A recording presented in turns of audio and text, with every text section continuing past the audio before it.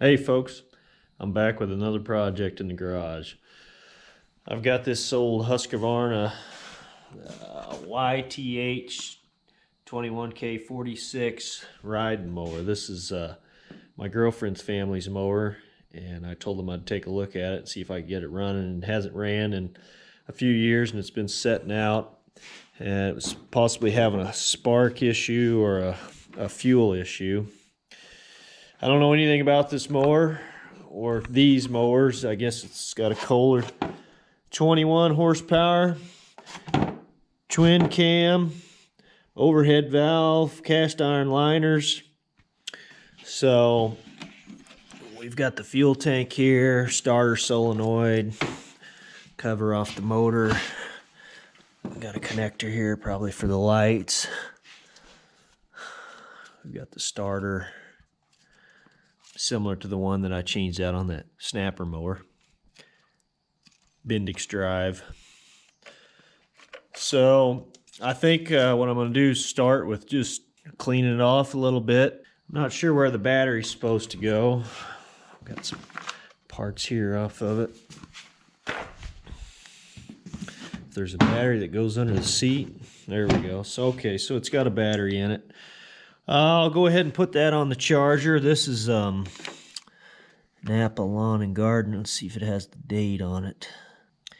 Can't tell for sure. We'll see what kind of charge it has on it though.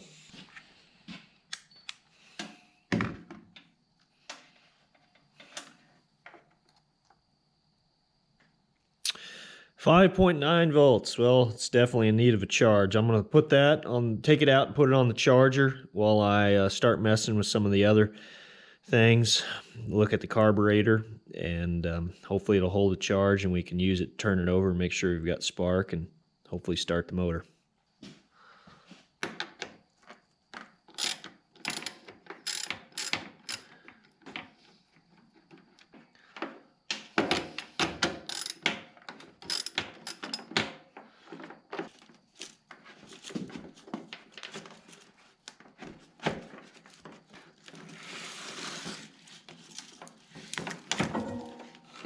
Okay, there it is. All right, one thing I noticed, we have a spade connector here that's unplugged. Although there's two wires going to the starter solenoid, so this may be just unused in this, on this model. Okay, down here we've got a 20 amp fuse. The plastic housing's cracked, but the fuse looks good, so I'll go ahead and just change that out. Okay, a new 20 amp fuse. This was clipped on somewhere. I tried looking for a wiring or a service manual for this, also a wiring diagram. I didn't have any luck today finding a service manual, but hopefully I don't need one, and maybe the carburetor needs cleaned, or possibly there's an issue with the pressure switch on the seat that could be corrected, and hopefully we can get it running. Okay, the fuel tank has some debris in the bottom of it. It's empty, but there's some particles in the bottom, so I'm going to try to suck some of that out with the air hose, with the shop vac, and maybe I can blow the rest out or around with the air hose. If not, I'll pull the tank out. And it really doesn't have sediment from old fuel. It just looks like some leaf and seed debris that got down in there.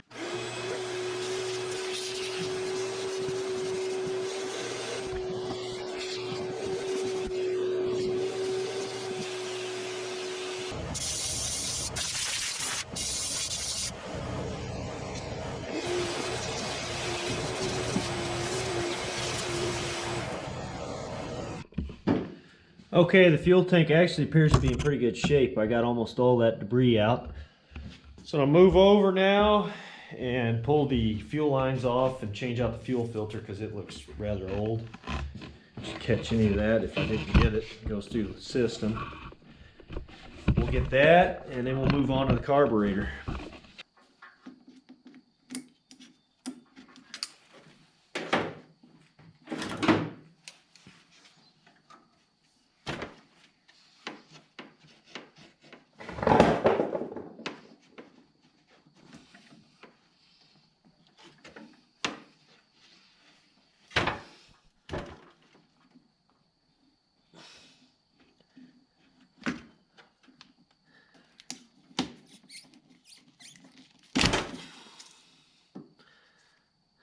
There's actually some extremely old fuel coming out of the fuel filter.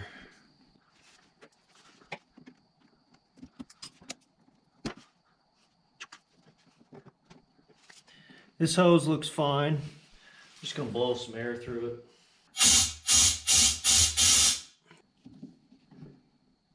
This section of hose needs to be replaced.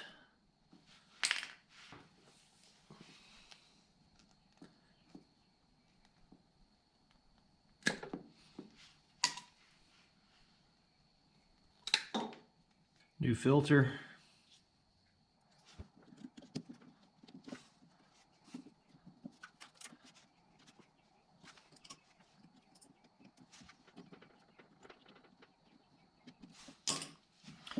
Okay, I'm going to leave this hose unattached from here. I'm going to pull the carburetor off now.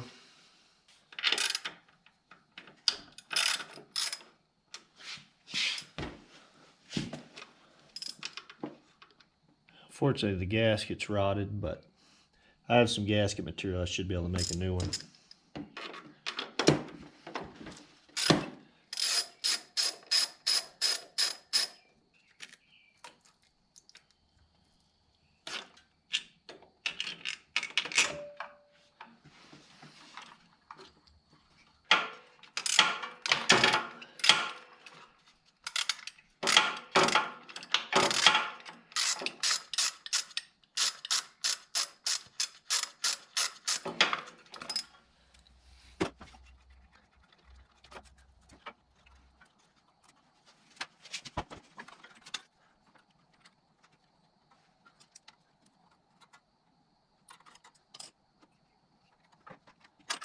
Okay, there's the carburetor, choke, throttle.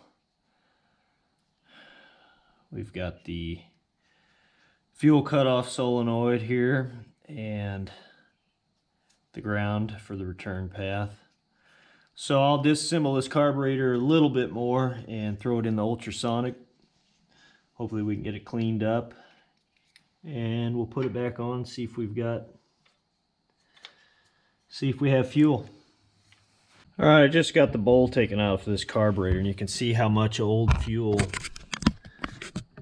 crust sediment came out of the bottom of it, which probably looks like there's less on camera than what there is in real life. But I'm going to put this in the ultrasonic now. Hopefully it'll clean it up the passages enough that it'll start working properly, and we'll see if we get fuel to it.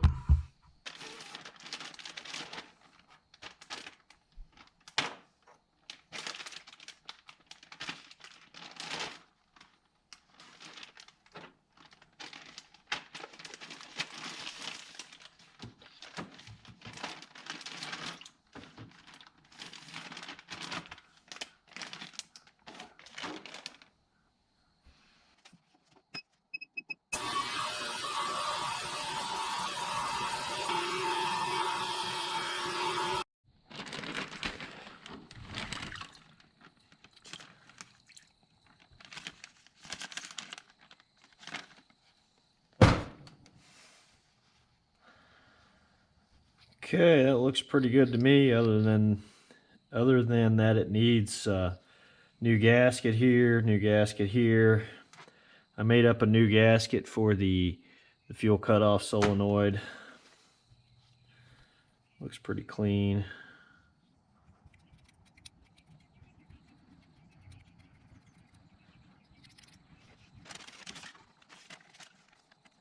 There's some gunk in the bottom of that bowl. Wipe that out. It's got her softened up nicely.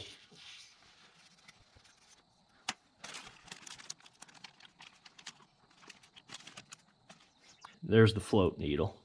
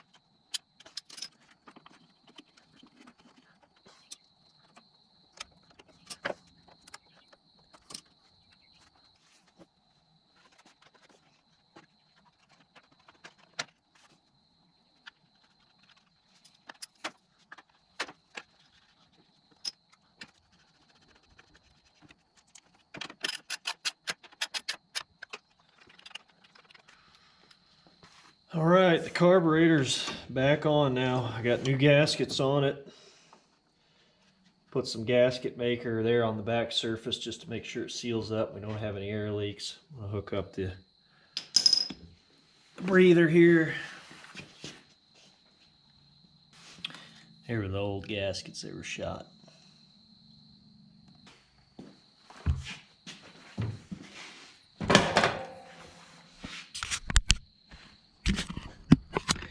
I'm not sure if this battery even has enough oomph to start the mower. I've had it on and off on the charger the last several days, giving it some pretty good juice. And it's holding 12.3, in between 12.3 and 12.4 volts. But if not, I've got other means to test it to see if we can at least get it to run.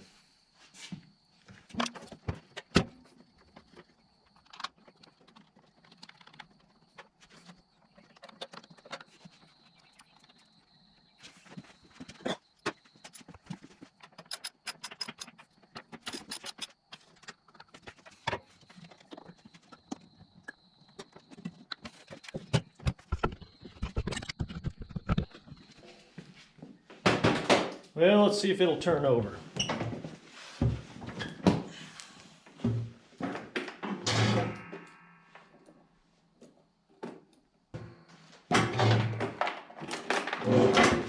Well, it's definitely not turning over.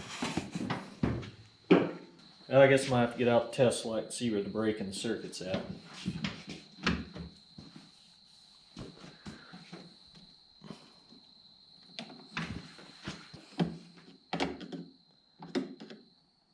All right, we have power on this side of the starter solenoid, and we've got a ground on the load side. So we'll see if we can depress the brake pedal and turn the key, and if we get any power to it or what. Okay, it's still ground. Nothing.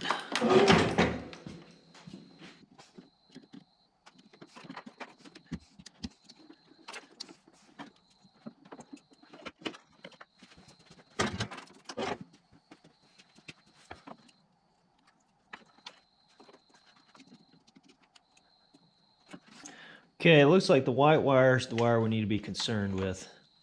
It has no power ground on it.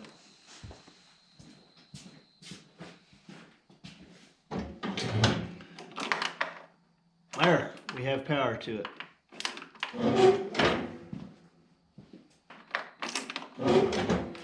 Okay, it's got power to it, but nothing's moving. So I'll try just jumping the solenoid. Here we go.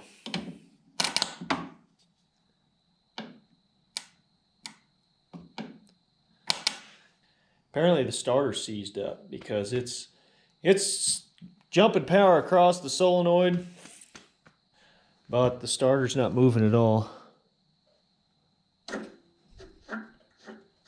There, act like it was froze up. Let me try that again.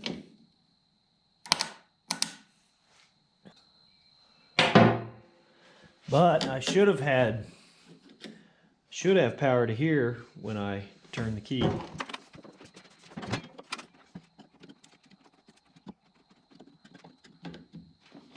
Okay, there seems to be an issue with the starter solenoid. I'm going to get a set of cables and jump it straight off the battery and see what's going on. Alright, see if we can get anything. So, it looks like we've got two issues. Again, kind of like that snapper mower. The starter solenoid's not working properly, and even going straight to the starter, it's not even engaging or turning at all. So, I guess I'll take it off, see if it's seized up internally, if we can get it going.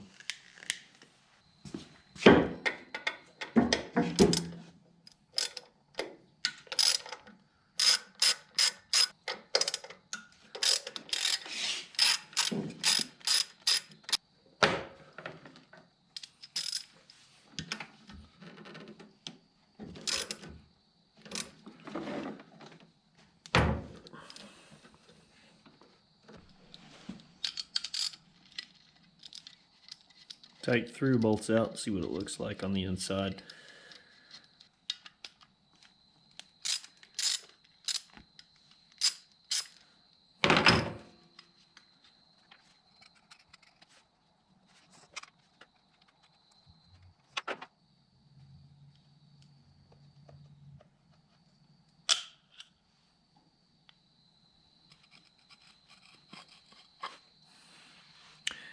Well, the pole shoes are in place. There's 4 of them. It looks like it may have had a little bit of moisture in it, but well, it's definitely seized up. There. Now it's going. I don't know what the issue is. Well, I'm going to just hose this down and with some penetrating oil, work on it, try to get it cleaned up and moving smooth, and I'll reassemble it, and we can give it another test and see if it's going to function or if it needs a new starter also. Okay, I may have not got the camera started there, but I had the starter taken apart and I cleaned it all up as best I could and reassembled it, and I've reattached it now, and I'm ready to see if it's going to turn over. It was seized up with a little bit of rust inside, and I cleaned all that up.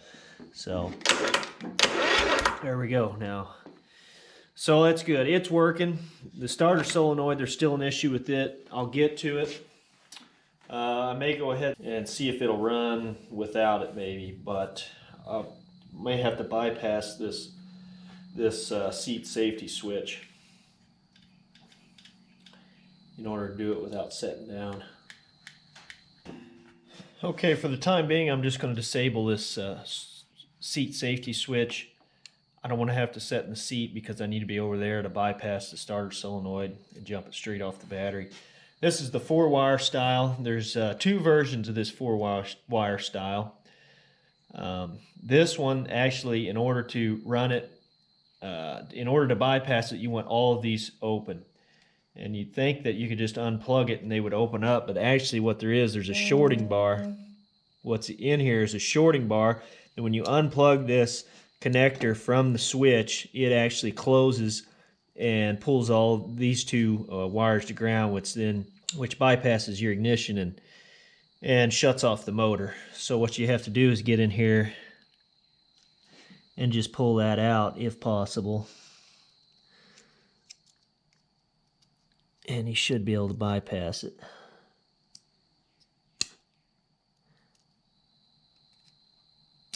There it is. That's the shorting bar. And again, there's a wedge on the seat switch that when you click the connector in, it depresses this so they're no longer shorted. But then when you unplug it, these rise up and shorts all these contacts together. So that's bypassed now. Of course, I don't recommend doing that. These safety switches are there for a reason. You know, a lot of people get their foot chopped off or fall off the mower, and it can, you know, come back and cause a lot of damage. So they're there for a reason, and I'm going to reinstall this after I'm done. But this is purely for testing purposes. So do this at your own risk. Okay, I'm going to use this spark plug tester, or I'm going to use this spark tester, just to confirm that we do have spark before I put fuel in it and go to the trouble to try to get it to run. So I'll hook this to a ground here, turn it, and hopefully we can see it jump in that gap. Yep, it's sparking, so that's good. Okay, I'm going to put a small amount of fuel in it. We'll see what happens.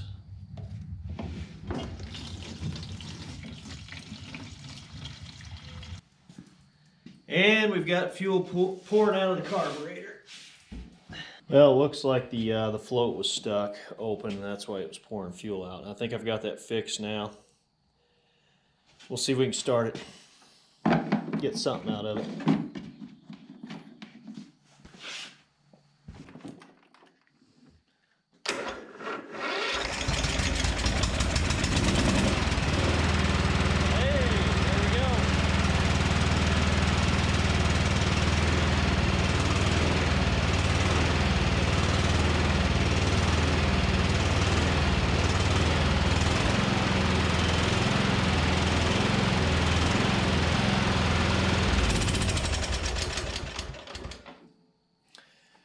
right, so the motor's alive. It's smoking. I don't know what's burning off over here, so make sure it's not leaking any more fuel. Okay, so now that that's done, we know that it's going to run. I'm going to go ahead and put the air cleaner back on. I've got a new air filter, and I might air up these tires and just see if I can get it out and run it around, and if it's going to run okay, or if the carb's going to need some adjustments or what. But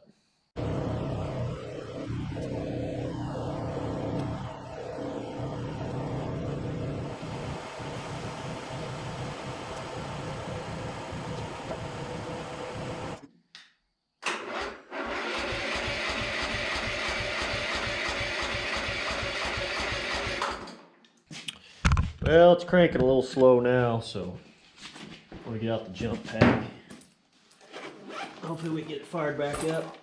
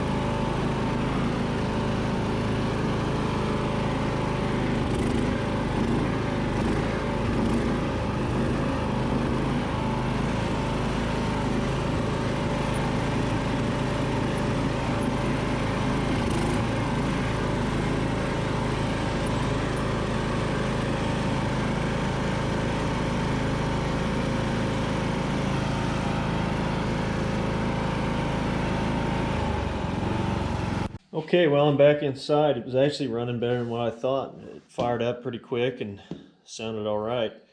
The carb may need adjusted a little bit, but I want to go ahead and get the air filter put back on. I didn't do it before. I decided I'd just run it a little bit just to make sure. I've got a new air filter and pre-filter for it. I'll put those on. It doesn't have a belt going from the drive pulley on the motor to the deck, so I'm going to try to get a belt put on it.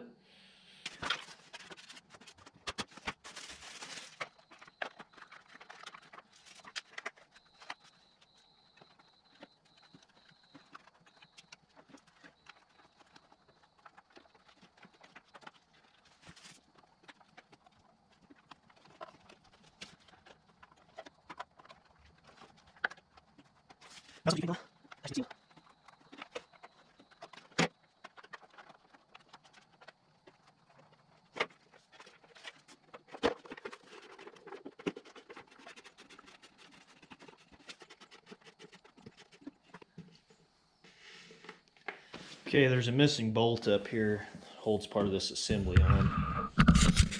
Let's see if I can dig something up and put in there. Alright, I cut it down on the bandsaw. It should work.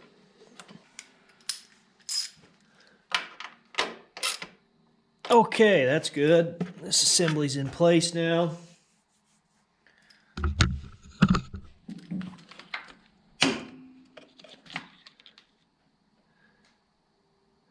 Actually doesn't look too bad on the oil, but I'll change it while I've got it here.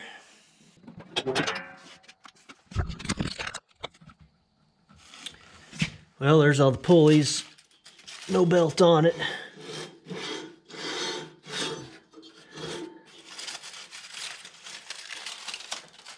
A lot of gunk in here and junk.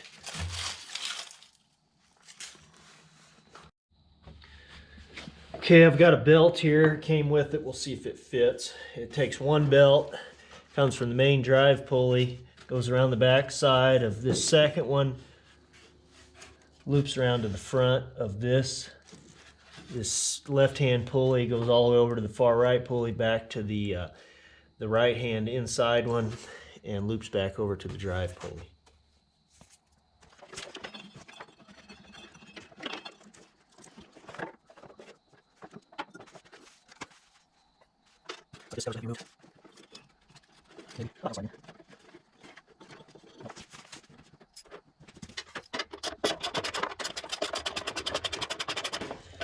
On that carburetor, I actually was going to get a genuine Kohler rebuild kit for that Walbro carb, and I really didn't see that great of reviews on that kit by itself. So what I decided to do was just get a complete Chinese carb kit that came with the oil filter, fuel filter, air filter, the whole kit. It wasn't that much more than that genuine carb kit, and I wanted to just rob the parts, rob the different gaskets off of it, because all those gaskets were rotted on the original carb, and I wanted to keep the original carb because some of those Chinese aftermarket replacements are crap, and this one didn't look very good, and actually it didn't match up exactly to the original, so I had to do a couple small modifications. But anyway, it looks like we got it, and it's going to work now.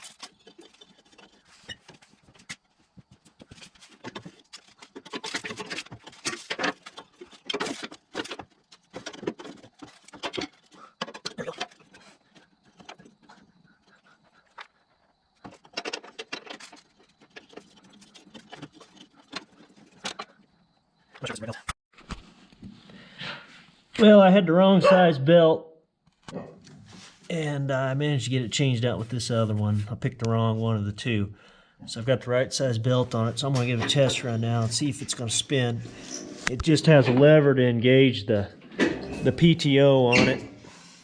Apparently that pulley spins all the time up there, the drive pulley, and then you just turn this lever to put pressure on the belt to get the blade spinning. So we'll see what happens. All right, you want to hold this for me?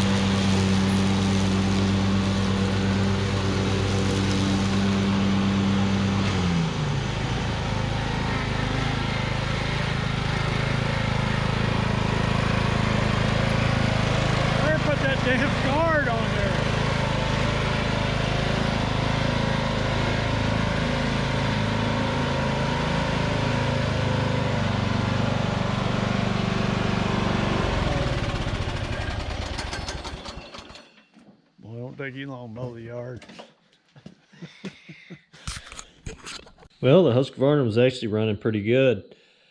The deck's working, the PTO, all that's working right. Seemed like the carbs adjusted pretty close. It might need a little bit of fine tuning. The only issue I'm having, originally there was fuel pouring out of the carb because the float was stuck. I gave it a couple light taps and it freed itself up, and it's still leaking a little bit actually from the bottom of the fuel cutoff solenoid. And I checked to make sure it wasn't running down the sides. I actually put some stuff on top of the gasket to seal it up at the bottom of the bowl. I'm almost certain that it's leaking past the seal or whatever inside the solenoid.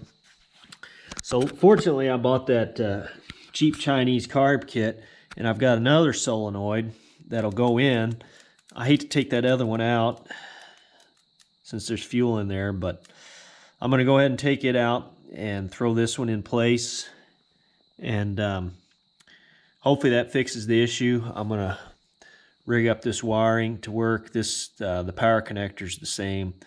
It's actually not grounded through the solenoid itself like the old one. It has to have a second wire ran, so I'll just run it up to one of these bolts maybe, and hopefully it grounds off there. I'll check it with the multimeter to see. And that should hopefully fix that problem, and it won't be leaking any more fuel.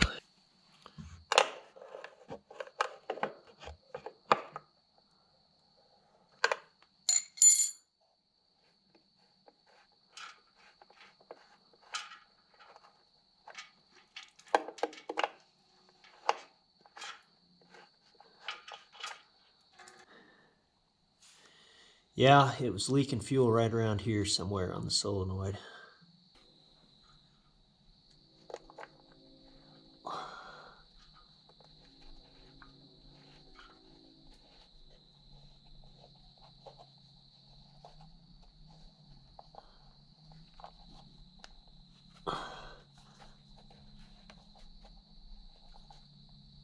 Okay, I think that's good. Plug this guy in. Well, I'm gonna have to insulate that.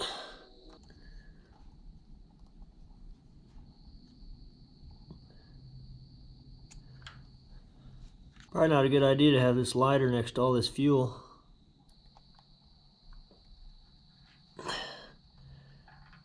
Okay. That's in there. I'll see if there's a ground connection on this stud or not.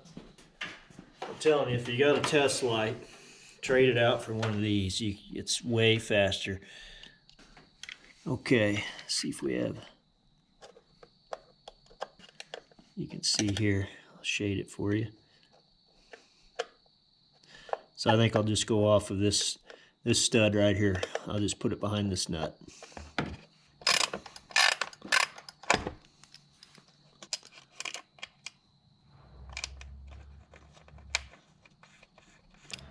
There it is.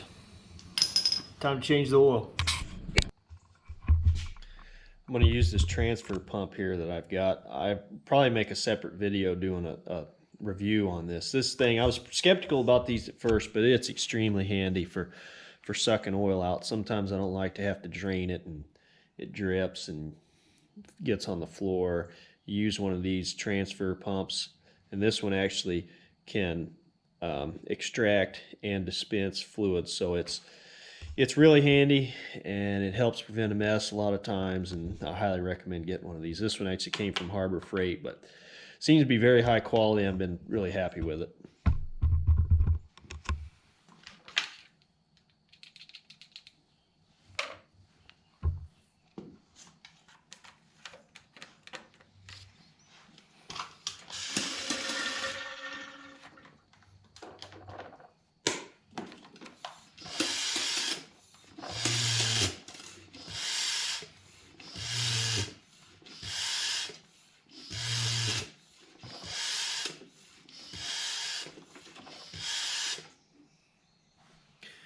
All you do is pump it a few times, get the hose in, and it does the rest. It starts to siphon after that. You can go off and do other things, and you don't have to continuously pump it. You come back and eventually it'll have it sucked out. You can move the hose around a little bit to make sure you're getting it all, but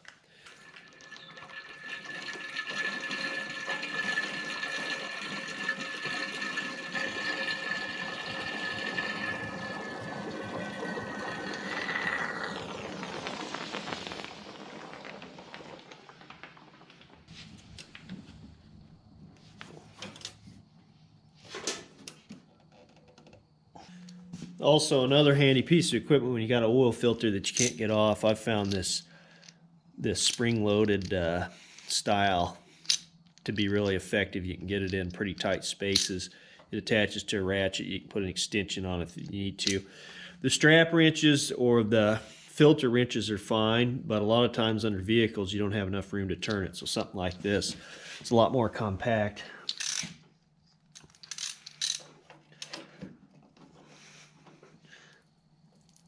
And it gives you a good grip. There we go.